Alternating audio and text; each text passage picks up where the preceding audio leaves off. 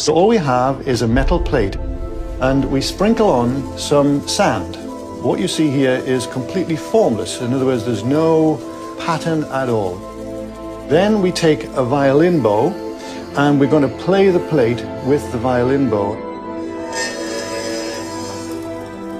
You see a beautiful star appears on the plate.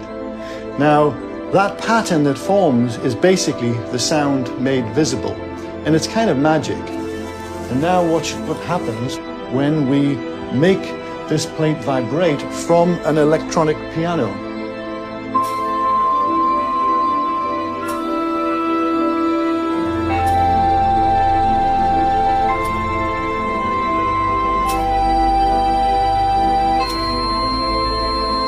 Isn't that neat?